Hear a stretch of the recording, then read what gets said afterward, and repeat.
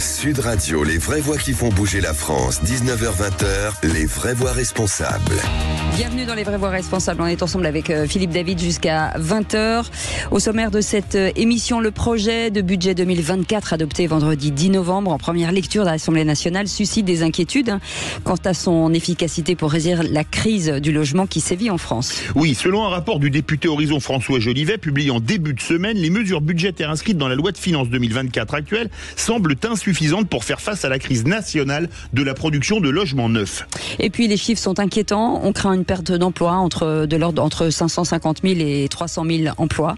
Comment expliquer cette crise? Quels sont les constats et y a-t-il des solutions? Vous voulez réagir? Le 0826 300 300. On va en parler avec nos invités. Forcément, l'auteur de ce, je cherche le mot, rapport. Voilà, très bien. François Jolivet est avec nous, député Horizon de l'Indre. Merci beaucoup. Bonsoir, donc, sur la construction et du logement neuf, Yannick Borde est avec nous, président de Procivis. Merci d'être avec nous, société coopérative de promotion, d'aménagement et de construction et maire de Saint-Berthevin. Merci beaucoup d'être dans la Mayenne avec nous, effectivement. Et Jean-Philippe Dugoin-Clément, qui est vice-président de la région Île-de-France en charge du logement et de l'aménagement durable et maire de Mency. On vous souhaite la bienvenue, on est ensemble jusqu'à 20h. Les vraies voix Sud Radio. Et donc, l'intérêt de comprendre forcément ce que vous avez mis en place, monsieur Jolivet, en tout cas François Jolivet, c'est de comprendre finalement aujourd'hui, de faire un constat sur cette crise du logement. Alors, j'ai l'habitude de dire que il n'existe en France que des crises territoriales de l'habitat et des crises du parcours résidentiel de l'habitant. Moi, j'ai alerté en tant que commissaire des finances en charge du rapport du budget du logement et de l'hébergement. J'ai souhaité m'attacher à la crise de la production de logements neufs. Parce qu'en fait, notre pays connaît aujourd'hui une crise inédite qui n'a jamais été connue de mémoire. On a connu des sorties de crise difficiles, guerre du Golfe et subprime, mais là, on a une remontée des taux d'intérêt très forte, avec tout ce qui va avec, les assurances d'essai plus les garanties de sociétés de financement. Et puis ensuite, on a une crise de l'offre de foncier, et on a des promoteurs aujourd'hui, des opérateurs du logement, qui sont dans la tourmente, parce que vous savez qu'aujourd'hui, on nous parle beaucoup de mixité sociale, et la mixité, on l'avait fait dans les opérations mixtes, c'est-à-dire un tiers de logement social, un tiers de logement dit intermédiaire et un tiers d'accession à la propriété, dans lequel se logeait en fait 60% de dispositifs Pinel. Et puis, ça voulait dire que le logement social était déjà vendu à perte aux opérateurs HLM. Et en 2022, si j'en crois le rapport d'Emmanuel Cos, président de l'USH, 54% de la production HLM était faite dans les opérations complexes. Et comme on a une crise du logement neuf, eh bien en fait, on va avoir une vraie crise à terme, mais ça ne se verra pas tout de suite, parce que le temps du logement n'est pas le temps des élections. Et moi, donc, je suis dans mon rôle, j'ai alerté les membres de la commission des finances, j'alerte le gouvernement, je suis un député Horizon, je suis membre par ailleurs de la majorité, mais autant il y a des belles réussites par ailleurs sur d'autres dispositifs, autant là, je pense qu'on ne mesure pas les effets de la crise. Alors, je ne parlerai pas des pertes de recettes pour le budget de l'État, je ne parlerai pas, bien entendu, de la dynamique, de la fiscalité locale, les DMTO, etc., etc.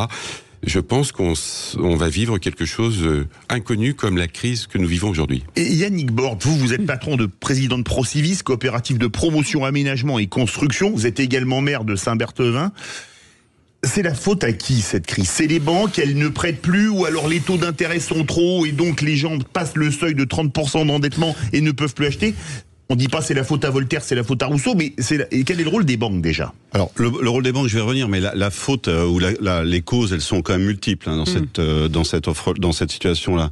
Comme le disait François Jolivet, il y a le sur l'offre, c'est pas nouveau. Sur l'offre, ça fait quand même presque 10 ans que ça dure, sur lequel on a eu du mal à faire ce que le président de la République avait appelé à un moment donné le choc de l'offre en matière de logement, qui est jamais venu. Alors à ça, il y a plein de raisons. Il y a des réticences territoriales, il y a des élus qui hésitent à construire, il y a des difficultés aujourd'hui pour sortir les programmes, il y a une acceptation de la construction immobilière à côté de chez soi qui est compliquée. Tout le monde comprend bien qu'il faut du logement, mais si possible pas sur le terrain d'à côté. Donc ça, c'est sur le volet offre. Et puis ces derniers temps, notamment avec la crise Covid et la crise ukrainienne, on a vu l'impact des coûts de construction, qui ont quand même pris 25-30%, donc voilà, c'est pas neutre. Et c'est enchaîné l'effet taux d'intérêt qui, lui, a un effet très très fort aujourd'hui sur la désolvabilisation des ménages en matière d'accession à la propriété. C'est pas compliqué, hein. Entre ce que vous pouviez emprunter il y a 18 mois et ce que vous pouvez emprunter aujourd'hui, si vous voulez payer la même mensualité, vous avez perdu 25 à 30% de capacité d'investissement. Et voilà, ce qui vous permettait d'emprunter 30% pour emprunter la même chose. Ce qui vous permettait d'emprunter 300 000 euros il y a 18 mois, vous ne pouvez emprunter aujourd'hui que 220 ou 230 000 euros. Donc c'est multifactoriel. Et donc la question, c'est comment on en sort. Alors sur le comportement des banques, moi j'ai très vite alerté. Il y a plus d'un an, je trouvais que le gouverneur de la Banque de France avait quand même une vision assez étroite de la situation du logement, puisque en France, il n'existe pas de risque de crise systémique bancaire sur la question du logement. On a la particularité d'avoir un pays où à 95% les gens empruntent à taux fixe, ce qui pour les banques et pour les habitants, pour les banques c'est un peu moins vrai, pour les habitants c'est une bonne chose, et quand même une sécurité. Donc ce n'est pas vrai qu'il y a un risque de bulle bancaire sur l'aspect logement, et donc toutes les prévisions qui se sont avérées portées par le gouverneur de la Banque de France se sont quand même assez peu réalisées, mais en même temps il y a les contraintes bancaires, ce qu'on appelle le Haut Conseil de la stabilité financière qui fixe les règles des 35%, etc. Jean-Philippe Dugoin-Clément, vous êtes président de la région Île-de-France en charge du logement et de l'aménagement durable, vous êtes maire de Mennecy, commune de l'Essonne. Est-ce qu'il y a un décalage quand on voit ça entre l'emplacement et l'état des logements vacants et les besoins des citoyens, ce qui expliquerait peut-être la baisse de nombre de mises en chantier? Oui, pas seulement. Moi, je rejoins ce qui a été dit en me félicitant pour le coup que des députés de la majorité portent un discours qui est porté par l'ensemble des acteurs de la profession depuis 3 ans. Depuis 2020-2021, on a tous les éléments conjoncturels de cette crise du logement qui s'est profondément aggravée avec la hausse du coût des matériaux en Ukraine. La réalité aujourd'hui, c'est qu'on est sur une crise multifactorielle. On ne produit pas assez, on produit trop cher et on n'arrive pas à écouler les produits qui sortent aujourd'hui. Alors tout ça, il y a une série de choses qui ont été évoquées. La réalité, c'est qu'aujourd'hui, on a besoin de créer un véritable choc sur le logement.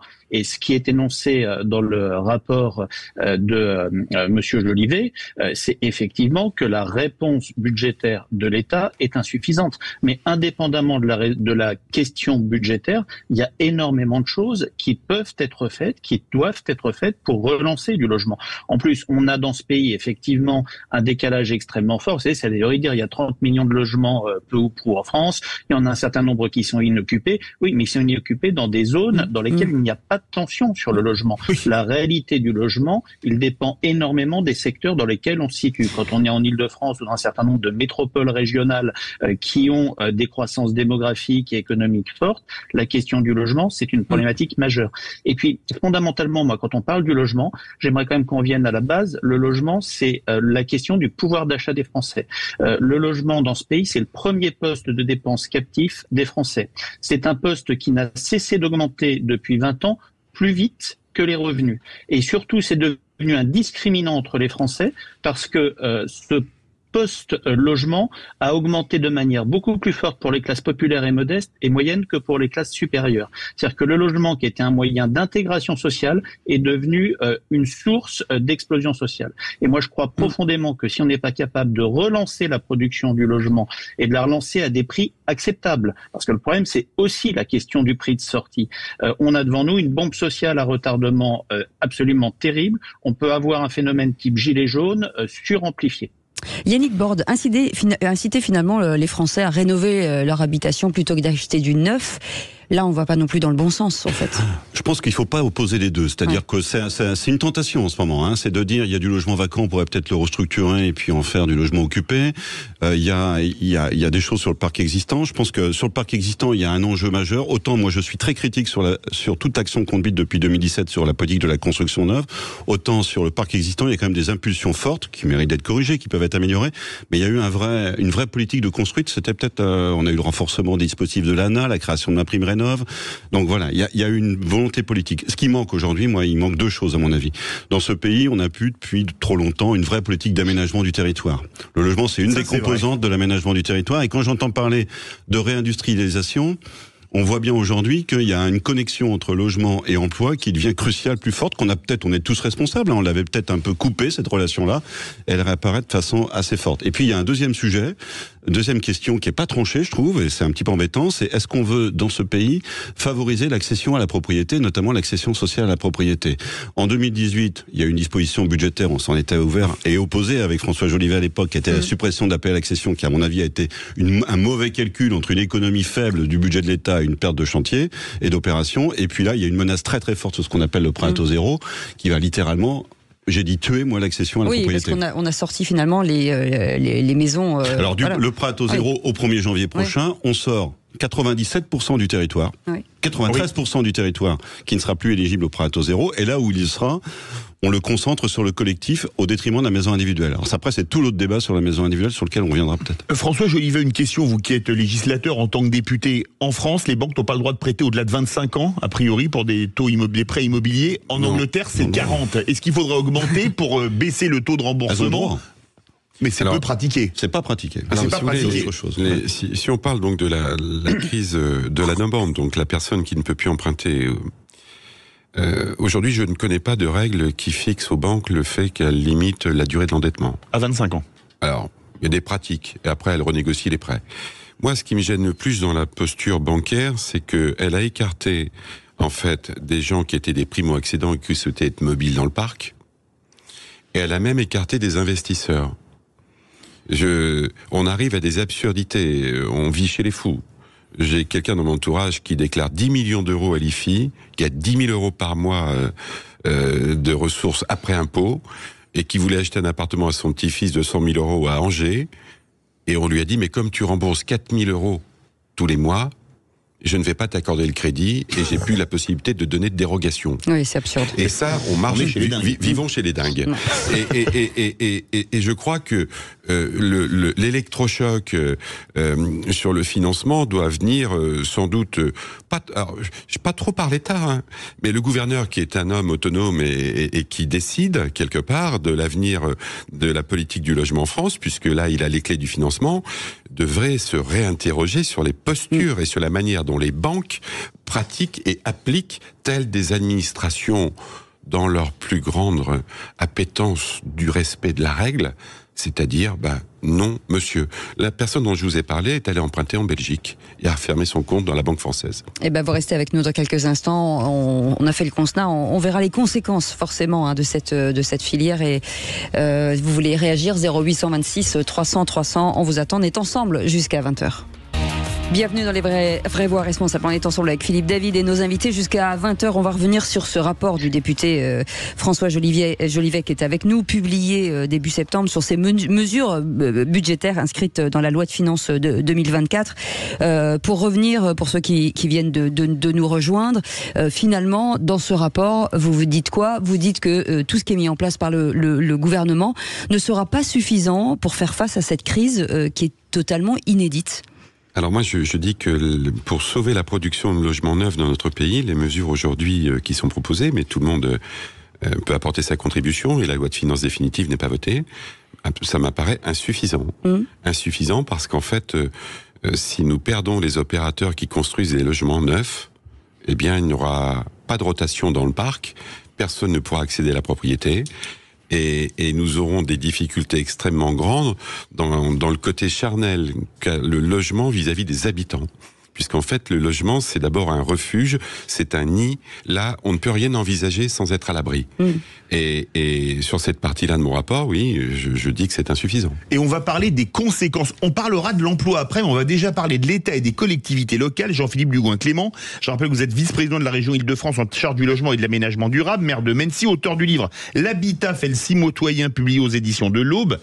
Quand on regarde ces baisses de mise en chantier, c'est un gros manque pour les collectivités locales avec la baisse des droits de mutation à titre onéreux. En 2021, ils avaient rapporté plus de 16 milliards d'euros aux collectivités locales. Est-ce que les collectivités locales, vous êtes patron de collectivité locale en tant que maire et vice-président de région, est-ce que, en plus vous avez perdu beaucoup d'argent de la DGF, la dotation globale de fonctionnement, est-ce que ça va vous mettre vos collectivités en danger ? Alors la réalité, c'est que toutes les collectivités ne sont pas impactées de la même manière. Les collectivités qui touchent ces dotations, ces DMTO, ce qu'on appelle, c'est les communes et les départements principalement, et les collectivités très fragilisées, c'est les départements aujourd'hui. Essonne, c'est 150 millions d'euros de perte de recettes annuelles. Donc c'est quelque chose qui est extrêmement lourd. Après, on a des départements où le flux d'activité, le niveau des baisses de dotation peut être assez variable, mais globalement, c'est un serment budgétaire supplémentaire par rapport à ce qui existe déjà. La réalité, c'est que les pertes financières, elles vont au-delà de ça. C'est une baisse d'activité extrêmement forte, c'est des entreprises du bâtiment qui ne travaillent plus, c'est des architectes qui ne travaillent plus, c'est les notaires, on le dit assez peu, mais qui commencent à licencier de manière assez forte également. C'est pas forcément le premier secteur auquel on pense. Donc c'est tout un pan de l'économie qui est tenu par l'activité du logement et du bâtiment qui est en train de s'écrouler. Et ce qui est très grave, c'est que on va, à mon avis, on n'est qu'au début de la crise. Ça a démarré, je vous le disais, en 2020-21. Je pense qu'on va être jusqu'en 2026-27 sur une aggravation de l'ensemble des éléments si on est capable d'aller contre. Pourquoi ? Parce que on a, avec la trajectoire ZAN, une raréfaction des fonciers disponibles. Zéro artificialisation des nette, fonciers plus chers. Ça veut dire des fonciers plus chers.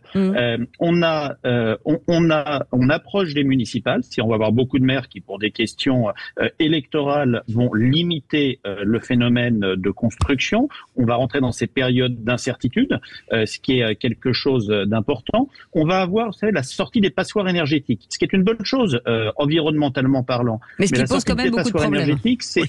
C'est des dizaines de milliers de logements qui sont loués aujourd'hui qui ne vont plus pouvoir l'être. C'est-à-dire qu'on va aggraver le manque de logements dans les secteurs tendus. Et puis on a la mise en place de la RE 2025. C'est-à-dire c'est là encore une bonne chose, mais c'est une nouvelle norme de construction pour l'environnement qui fait qu'on va produire plus cher encore. Donc on a toute une série de facteurs qui jusqu'à 2025, 26, 27 risquent de contracter encore la crise si on n'est pas capable d'aller au-delà. Yann Borde, vous êtes président de Procivis, une entreprise qui a 100 ans en 2023, donc vous faites partie des plus gros acteurs aujourd'hui de la promotion immobilière. Est-ce que finalement, les conséquences aujourd'hui pour vous, à titre personnel, en tant que patron de cette entreprise, les risques c'est quoi à 1 an, 2 ans, 3 ans ? Alors le réseau, il a une particularité, c'est qu'il est organisé assez différemment des grands acteurs, groupes que l'on connaît. Il est très décentralisé, c'est un ensemble de structures et on a coutume de dire que quand les marchés est très actifs, nous on est un peu moins actifs que le marché, mais quand il va mal, on va mal un peu plus tard, ou en tout cas on résiste un petit peu mieux. Donc on est plutôt dans cette phase-là. Aujourd'hui, ce qui nous, là où on a des inquiétudes, c'est que on a une filière qui est aujourd'hui très secouée, très clairement. Et la filière, elle va des entreprises du bâtiment, tous les bureaux d'études qui nous accompagnent dans les projets, et puis après les acteurs, tout l'écosystème et toute la filière.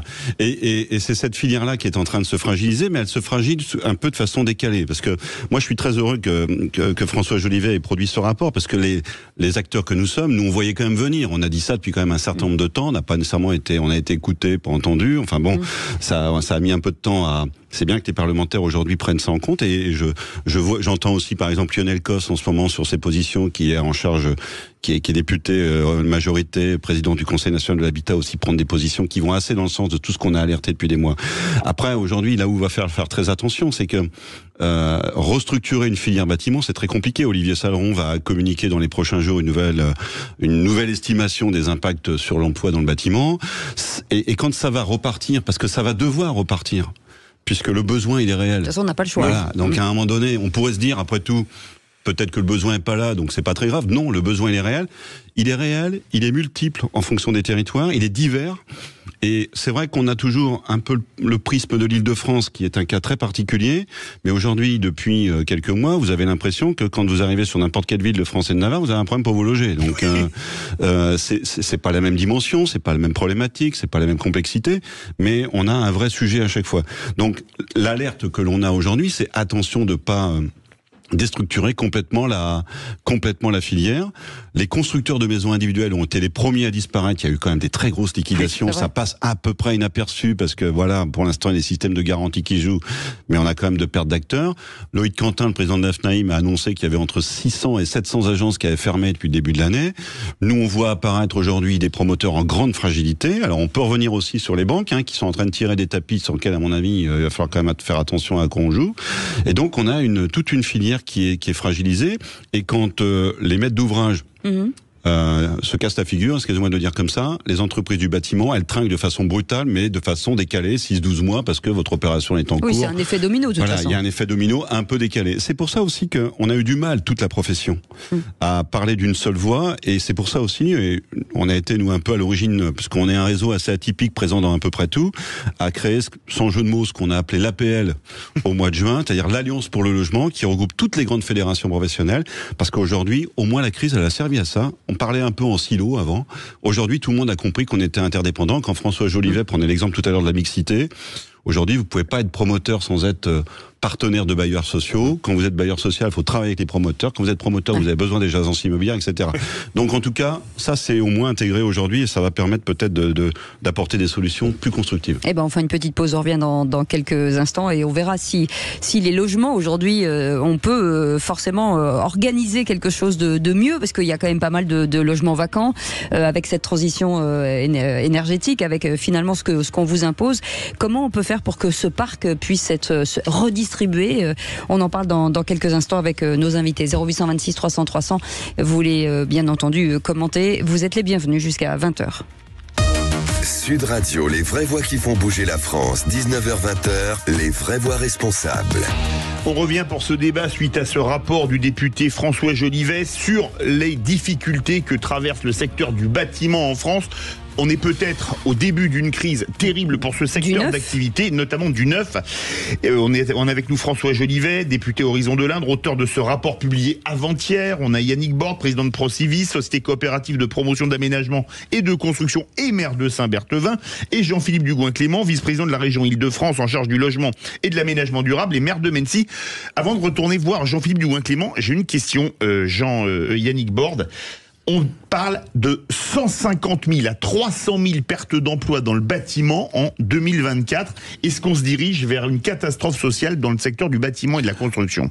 Alors, c'est les chiffres qui sont effectivement portés, en tout cas, le 300 000, peut-être la fourchette haute, mais le 150, 180 000, c'est celui qui circule aujourd'hui côté Fédération du bâtiment. Ce qui est clair, c'est que, de toute façon, il y a 50% de baisse des permis de construire, il y a 50% de baisse des mises en chantier, donc il y a 50% de baisse. Donc, à un moment donné, mécaniquement, ça va avoir des impacts. C'est un petit peu corrigé ou un petit peu limité par le fait qu'il y a une bascule pour partie vers la rénovation. C'est aussi tamponné, si je puis dire, parce que la filière bâtiment a aussi du mal à recruter, donc voilà, donc ça décale un peu les effets, mais on y est. C'est-à-dire Olivier Saleron, président de la Fédération du bâtiment, qu'on voit régulièrement, nous le dit, on y est. C'est-à-dire là, on commence à avoir des grosses structures comme des plus petites structures. Tout corps d'État, les premiers qui trinquent, si je peux dire, c'est les corps d'État qui démarrent les chantiers, c'est-à-dire les voiries, les réseaux, les grosses œuvres, et puis on verra après ceux qui viennent à la fin, c'est-à-dire les peintres, les carreleurs, etc. Est-ce que, François Jolivet, est-ce qu'il faut demander une aide d'urgence ? Alors, vous savez, les aides publiques, elles sont pas beaucoup durables, et vous savez qu'on a eu quoi qu'il en coûte, et la pénurie d'argent public, elle existe. Donc, faut pas rêver. Si l'État ne fait pas ça tout de suite, du jour au lendemain, c'est que sans doute il y a des problèmes, y compris des problèmes économiques pour notre propre pays. Et on n'oublie pas les générations futures qui seront amenées à payer nos dettes. Pour autant, on peut peut-être imaginer des mesures qui coûtent pas trop d'argent. À la sortie de la guerre du Golfe, Monsieur Balladur, qui était à l'époque Premier ministre, avait déposé un amendement qui avait été voté à l'unanimité. Ça veut donc dire qu'il n'y avait pas de partage entre la gauche et la droite de l'époque, qui disait, pour sauver les opérations de promotion en cours, qui maintenant produisent 54% de logements sociaux, avait proposé de dire à ceux qui avaient de l'argent, bien évidemment, si vous achetez tout de suite pour sauver l'opération de promotion, pendant les 6 mois depuis à compter de la publication de la loi de finances, eh bien, ce logement que vous aurez acheté sera sorti de l'impôt sur les successions. Parce qu'aujourd'hui, c'est un problème d'argent que nous avons. Et sans doute, ça permettrait d'aller jusqu'au bout. Parce que vous savez, ces opérateurs, les gros, qu'est-ce qui va se passer ? Les gros promoteurs, et je suis pas leur défenseur, ils vont maigrir. Et les petits, eh bien, ils vont disparaître. Et on pourra toujours, dans la ville moyenne, dire j'ai obtenu du fonds friche pour acheter tel truc en tant que maire, et puis d'essayer de convaincre le promoteur qui existait là avant, ben non, il n'existera pas. Donc le maire, il appellera les gros promoteurs, et on leur dira, écoutez, monsieur le maire, c'est très très intéressant votre idée, mais on viendra quand on pourra. Et on va avoir des gens qui vont disparaître et des acteurs des territoires qui sont des acteurs essentiels qui vont disparaître, et y compris les ressources humaines avec. Jean-Philippe Dugoin-Clément, vous le voyez, vous, sur votre territoire, ce paysage, on peut dire, pas très florissant, dont nous parlent Yannick Borde et François Jolivet? Oui, c'est ce qu'on constate malheureusement partout. Le ralentissement des mises en chantier, le ralentissement des cessions, le ralentissement des flux, le ralentissement de l'activité, malheureusement, on le constate absolument partout. Alors là où je rejoins François Jolivet, c'est vrai que malheureusement, on est à un niveau de déficit dans ce pays, 3 000 milliards, où il y a un moment où on peut plus. Alors ce qu'on peut regretter, c'est que depuis 7 ans, beaucoup d'économies étaient faites sur le logement, qui est pourtant un secteur prioritaire. L'APL accession, c'est une chose. La RLS qui a durablement fragilisé les bailleurs sociaux. Action Logement qui est vampirisé pour tout, sauf pour faire du logement social aujourd'hui. Je rappelle qu'Action Logement, c'est le financement aujourd'hui d'Action Cœur de Ville, de Petites Villes de demain. C'est le financement de l'ANRU. C'est beaucoup de choses qui ne sont pas uniquement le logement social. Et donc, on parlait tout à l'heure du PTZ, on parlait du Pinel. Il y a eu énormément d'économies qui ont été faites sur le logement. L'année dernière, on a fait un CNR, un Conseil national de la refondation sur le logement. Tous les acteurs du logement ont travaillé pendant 6 mois. Bilan des courses, 4 milliards de moins avec la suppression du PTZ et du Pinel annoncé. Donc on est quand même sur des choses un petit peu compliquées. Après, il y a énormément de choses qui peuvent être faites qui ne coûtent pas forcément à l'État. Moi, j'essaye de faire des propositions dans ce sens dans mon livre. Par exemple, plafonner les prix des cessions foncières dans les zones tendues pour limiter les prix de sortie. C'est quelque chose qui ne coûte rien à l'État si on fonctionne sur des systèmes de taxation qui peuvent même éventuellement ramener de l'argent. Déverrouiller le système bancaire, on l'évoquait tout à l'heure. Ouvrir la possibilité des LOA, ouvrir la possibilité d'avoir un peu plus d'emprunts in fine, ouvrir la possibilité d'emprunter ce qui se fait en Suisse ou dans les pays scandinaves sur des durées plus longues, voire d'emprunter non pas sur la personne mais d'emprunter sur le bien. C'est des choses qui ne coûtent rien.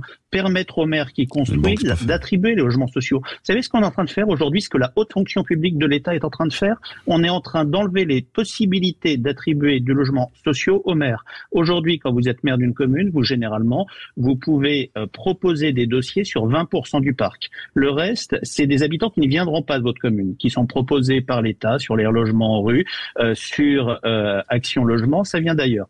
On est en train de changer ce mode qui était traditionnellement appelé le logement en stock pour passer une gestion du logement social en flux, c'est-à-dire que les maires vont se retrouver en gros à avoir au mieux 15% d'attribution des logements sociaux. C'est-à-dire qu'aujourd'hui on demande à des communes de produire du logement, d'avoir une politique du logement, on leur interdit une politique de l'habitat et une politique du peuplement, et quand on fait du logement social dans une commune, la certitude qu'on a, c'est que ça ne bénéficiera pas forcément à ses habitants. Quand on parle d'acceptabilité, c'est des choses qu'il faut qu'on fasse. Moi, je plaide, alors on a supprimé la taxe d'habitation, on ne reviendra pas dessus, mais c'était quand même le moteur de la construction dans ce pays. C'est ce qui faisait que quand vous construisiez du logement, vous aviez des recettes nouvelles. Quand vous construisiez du logement aujourd'hui, et particulièrement du logement social, comme il n'y a pas de taxe foncière, vous avez la garantie, c'est d'avoir des dépenses, mais pas de recettes nouvelles.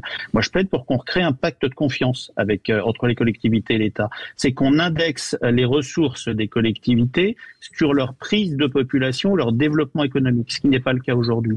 Et puis que l'État garantisse, dans le cadre d'un pacte de confiance, le minimum sur ces services régaliens. Parce que quand vous n'avez plus d'enseignants, quand vous n'avez plus de médecins, quand vous avez, ce qui est le cas dans ma commune, en région parisienne, des enseignants qui ne sont pas remplacés en CM2 pendant 2 mois, et que vous avez de nouveaux habitants qui arrivent, mais les habitants ne veulent pas, ils vous disent, monsieur le maire, vous êtes fou, vous faites venir de nouveaux habitants alors qu'on n'a pas d'enseignants, on n'a pas de médecins généralistes. Eh bien moi je pense que l'État, sur ses compétences régaliennes, santé, sécurité, éducation, doit être capable dans les communes qui font l'effort du logement de garantir un minimum de services publics, ce qui n'est plus le cas aujourd'hui. Yannick Borde, président de Procivis, est-ce qu'il faut réguler finalement le prix du foncier aussi? Alors c'est un débat ancien, c'est compliqué parce qu'en France il y a un droit de la propriété, il y a des lois par rapport à ça. Moi, par rapport à ce qui a été évoqué, moi je serais plutôt partisan d'inverser la fiscalité, parce qu'aujourd'hui plus vous faites de la rétention, plus vous économisez de l'impôt à la sortie sur votre bien foncier. Essayons d'imaginer l'inverse. Alors voilà, c'est un petit peu peut-être brutal et violent, mais la régulation, elle va être compliquée, parce que ce qui est nécessaire, c'est à la fois de trouver cette valeur foncière acceptable, mais en même temps qu'elle soit mise sur le marché. S'il y a de la rétention, on n'y arrivera pas. Et la question du foncier, elle est particulière, parce que elle est très différente suivant les territoires. Je vais être très clair, c'est à part l'Île-de-France. Oui. Et même quand vous êtes sur Nantes Métropole, par exemple, il n'y a pas vraiment de gros problèmes fonciers, si on veut. La densification, si on l'accepte, il y a aujourd'hui, vous recomposez des quartiers, c'est du long terme. Le problème aussi qu'on a... beaucoup se plaignent du prix des terrains, enfin c'est... Ouais, mais on peut le traiter par la fiscalité, le prix du terrain, plutôt que par, à mon avis, la régulation.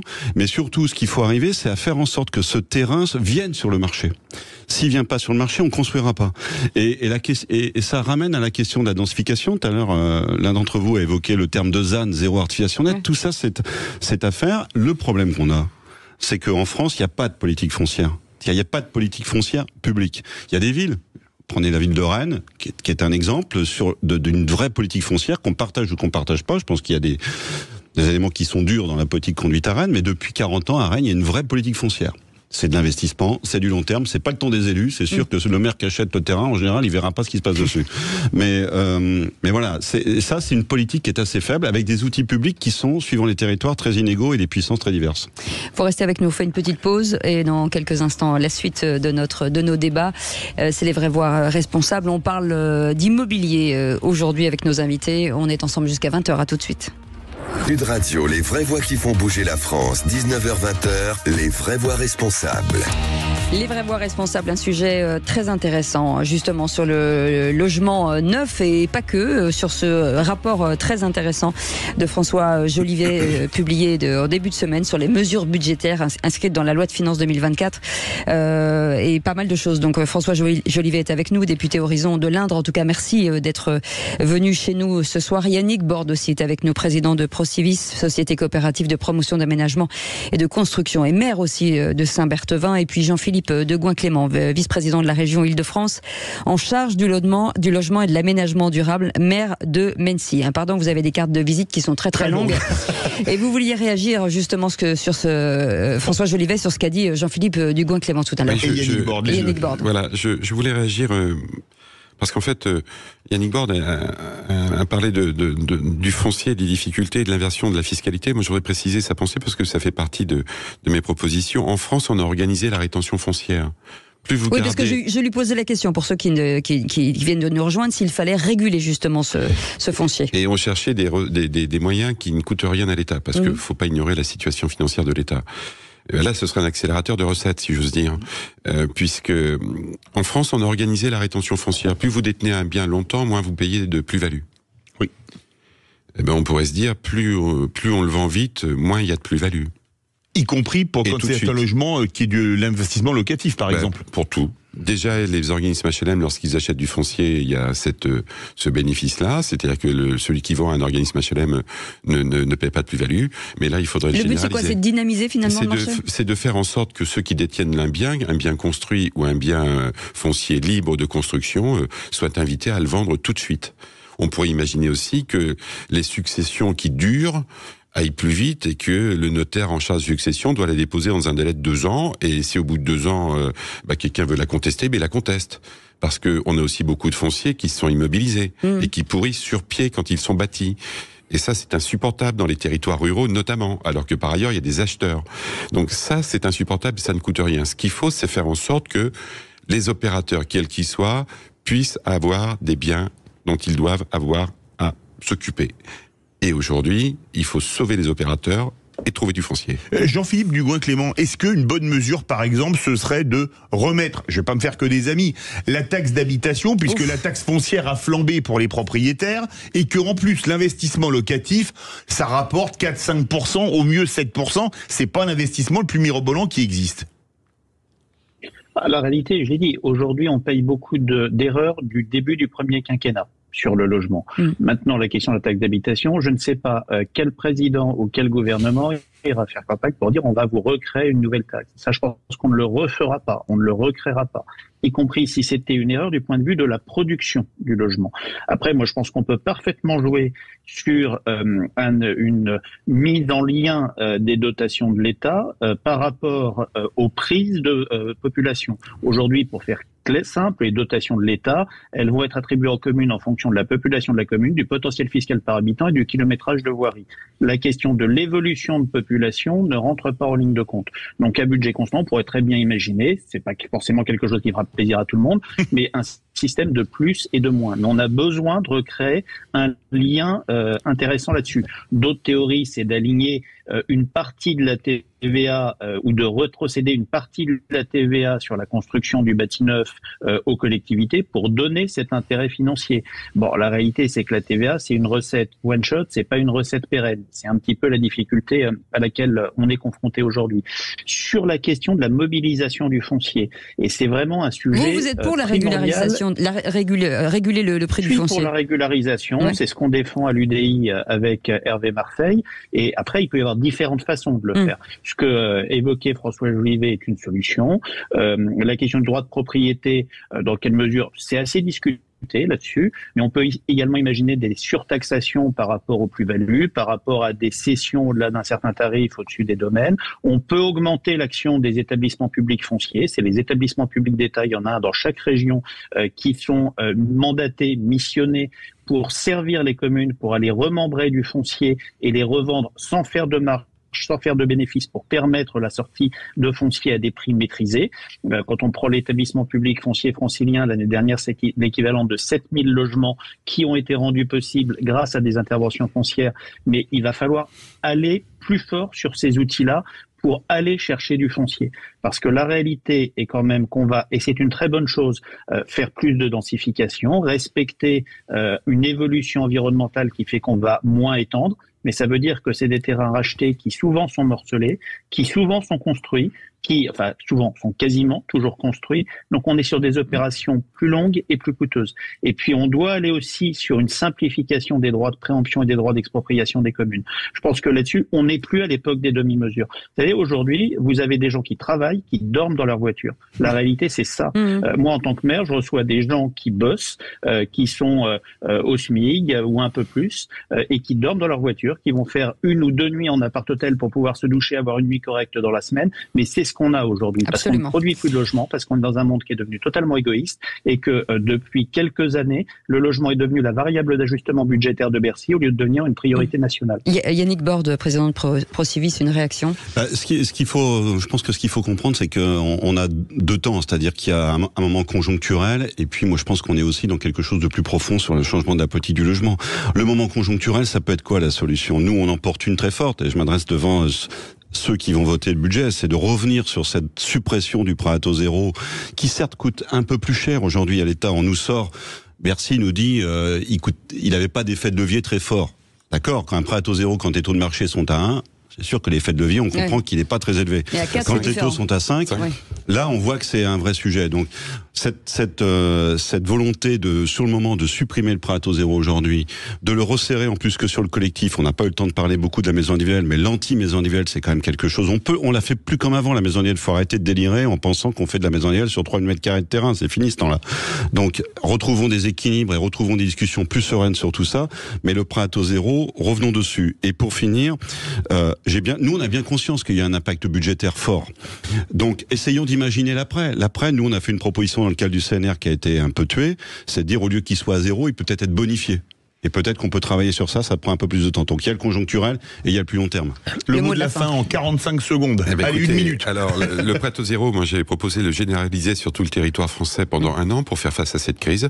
Ça aurait été une mesure conjoncturelle. Là, on parle beaucoup de techniques immobilières et peut-être qu'on perd les auditeurs. Moi, je voudrais penser aux gens. Parce qu'en fait, les destinataires des politiques publiques, ce sont les gens. Et je reste convaincu que le logement, c'est le refuge de toute famille et qu'on ne peut rien envisager si on n'a pas de logement. Et si on ne produit pas des logements neufs, on interrompt le parcours locatif, le parcours résidentiel. Et il faut qu'on ait des logements neufs. Il faut que ça redevienne, si j'ose dire, une priorité nationale, dans la mesure où moi je suis que l'écho des professionnels de l'immobilier parce que je viens de ce secteur, mais il faut que maintenant, notamment le gouverneur de la Banque de France, prenne en compte ce débat qui est ouvert et qui nous a permis d'ouvrir de par ses positions. Et le ministre de l'économie aussi. J'espère que les deux nous écoutent, bien entendu, dans les vraies voix. François Jolivet, merci beaucoup en tout cas d'avoir été avec nous. Député Horizon de l'Indre et auteur de ce rapport publié avant-hier qui alerte sur cette onde de choc de la construction du logement neuf. Yannick Borde, merci beaucoup d'avoir été avec nous, président de Procivis. Bon anniversaire pour ces 100 ans de cette société coopérative de promotion d'aménagement et de construction et maire de Saint-Berthevin. Et puis Jean-Philippe Dugouin, Clément qui était était avec nous, vice-président de la région Île-de-France en charge du logement et de l'aménagement durable et maire de Mennecy. Merci Philippe. Merci Cécile. On se David. retrouve demain 17h. Je réfléchis. Oui, d'accord. Bon, ok. bah écoutez, c'est parfait, moi aussi. Merci à notre, Merci à notre équipe. équipe. Passez une très belle soirée avec nous sur Sud Radio. Salut, à demain. Bonsoir, madame.